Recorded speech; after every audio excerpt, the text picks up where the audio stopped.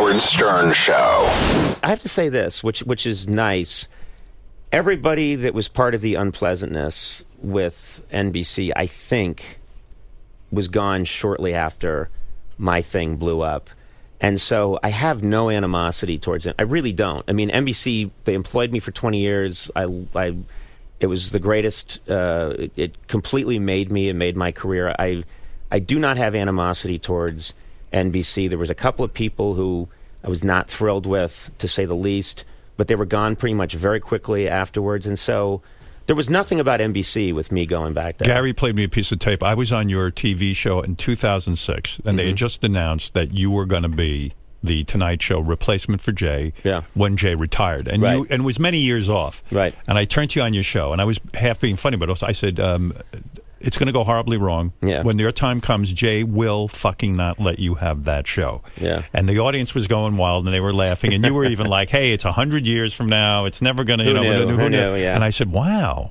I almost, like what you said, you were so clear that Gary Shandling would turn on the show. I sound like I knew what I was talking about. You know what I mean? You knew exactly what you were talking about. Yeah. It's funny because I think, I look back on that whole thing, which was, craziness, but and I don't like to talk about it much, and I'll tell you why. Yeah, why? I don't like to talk about it much. In fact, I really try to avoid talking about it because for a long time I decided, first of all, nobody in show business should complain. It's just rule number one. Don't complain. You sound like a whining when you make that kind of money. We make crazy money, and we're getting to live out our dreams, and then you're complaining, and anyone listening is rightfully thinking you're a jackass. But the other point is, on my TBS show, there were a couple. I really made a point to I'm going to be positive, and I'm just going to keep doing it. And guests, because it was the big thing, would bring it up and ask me about it. Right. And they would, and I would make a joke to try and I'd just make a joke about the whole gloss thing over it, and gloss over it. And then I would read the next day, Conan can't get, let it get go. over it. And the thing is, I think I remember that. I thought I saw Let It Go, and I remember thinking a guest asked me about it on the air. Yeah, how do I let it go? And I'm responding in a joke, and I really am happy in my life now. But it got to the point where there were a couple of times where I thought, man, I can't even just. If I talk about it for a second, someone's saying oh my God, Conan, I know, enough shut already. Up, yeah, shut up. And so, what people don't understand is that you beat the odds, and it's rarefied air to get a talk show and to be in this kind of thing. And people don't understand another thing. I remember there was a point where Fox TV came to you. You were hosting the Late Show with Conan O'Brien. Yeah, Fox came to you and said, we're going to give you $28 million to jump over to Fox. Yeah. NBC heard about it. They said to you, well, we're going to give you $8 million, but we're going to give you the Tonight Show when Jay retires. Yeah. And you had such a fixation for the Tonight Show, as many performers do, because it's rare to get that offer. You said, I'll fuck the $21 million. Fuck you, Fox. I'll stay with NBC because I want that Tonight Show. I want my shot. Here's the other thing that was really important to me that no one thinks about, but all I ever wanted out of this gig from the beginning, and this, I never made a decision in my career based on money, not once. I'm not going to lie. It's nice to have money. Right. But I've also not had money, and I'm okay with that. I really wanted to keep my body of work. All I ever wanted was a body of work. And that can sound pretentious to people, but it is the most important. Next to my family, my wife and kids, my body of work is the most important thing to me. It's your legacy. It's my legacy, and I've put so much into it, and I'm really proud of the good stuff. I'm very proud of. And so the idea of leaving NBC on bad terms or leaving and not having access to 16 years of work that I'm incredibly proud of was crushing to me. So that's interesting. That was also, and that's something that never comes up, is people think, well, we wanted the Tonight Show. And I grew up watching the Tonight Show, and I grew up, idolizing Johnny Carson and really thinking that was the great thing to have, and what could I do with it, and could I do a different take on it? Could I do this? Could I do that?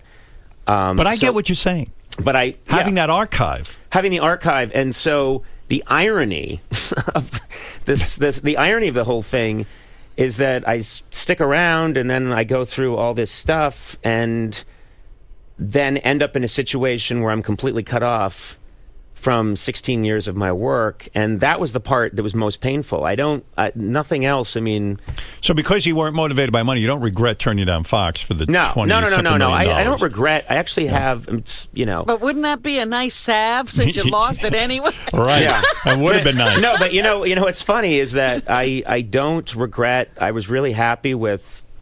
I mean, I did, because I stuck around, I did another, 5 years on NBC. Mm-hmm. I worked hard. I thought I did some really good work in that 5 years. So, no, I don't regret. And I'll be honest with you, the whole Tonight Show fiasco, which I honestly believe people no longer care about. I mean, Bill Carter wrote a book about it, and I think Bill Carter and Jay Leno are the only two people that read it. that bought copies. Right. No one cares. Did you speak to Bill Carter during those years about it, or did you assist No, him? he talked to me when he was No. going to write the book, and I thought I might as well talk to him and tell him Go on the record, and yeah. go on the record at least and tell him what went down. But I do not regret anything. I don't regret trying. I don't regret. I feel like a lot of your career and in your life, it's all how you play the cards that you're dealt. And I was dealt certain cards at certain times, and I've been extremely fortunate. I'm the poster boy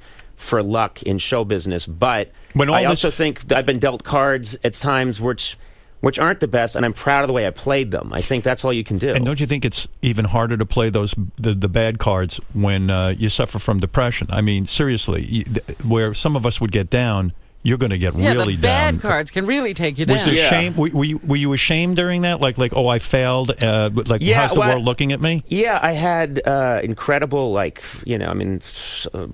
think the number one sign that someone's going through a rough time usually is they grow a beard. And I wasn't even thinking. Yeah. But suddenly, and I'm not a guy that has tons of testosterone, I had a beard overnight. I mean, a beard invaded my face. And It's so true. When they talk about prisoners of war, the guys who made it through prisoner of war camps every day did their shaving routine. Right. And in other words, to at least hold on to their dignity and humanity. Yeah.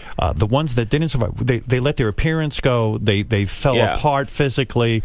It's true. That is a major But sign. I'd tell you the one thing that helped me a lot is immediately after the Tonight Show craziness, I was dealing with all these crazy emotions and still, it took me about 3 years to just figure out what the hell happened. It really did. Absolutely. It took me a while to just get any distance on it and figure out it all went so crazily wrong so fast that it took a while. It's like when you have to process a loss. Yeah, and you're looking at it from different angles. Like, wait a minute, I pulled down to the intersection. There was a motorcycle. I started to take a left.